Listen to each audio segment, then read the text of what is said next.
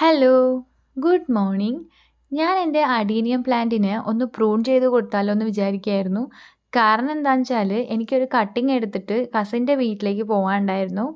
അപ്പം അതുകൊണ്ടാണ് ഞാൻ ഇപ്പം പ്രൂൺ ചെയ്തത്. സാധാരണ അഡീനിയം പ്ലാന്റിൻ്റെ പ്രൂണിങ് ടൈം ഫെബ്രുവരി, മാർച്ച്, ഏപ്രിൽ, മെയ് ആണ്.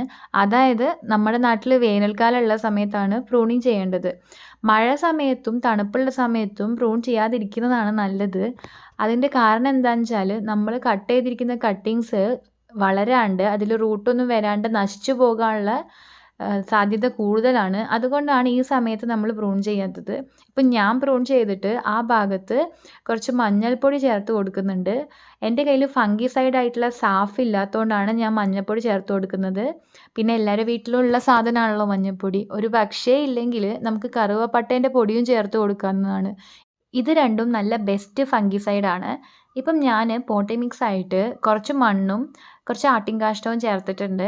അതിൻ്റെ കൂടെ ഞാൻ കൊണ്ടുവന്ന കട്ടിങ് രണ്ടായിട്ട് മുറിച്ചാണ് നടുന്നത്. വേറെ ഒന്നല്ല, 2, 3 കിട്ടുകയാണെങ്കിൽ നമുക്ക് നല്ലതാണല്ലോ എന്ന് വിചാരിച്ചിട്ട് അങ്ങനെ ചെയ്തതാണ്. അപ്പം ഞാൻ വെള്ളമൊന്നും ഒഴിച്ചു കൊടുത്തില്ല. കാരണം മണ്ണിന് കുറച്ച് ഈർപ്പമുണ്ടായിരുന്നു.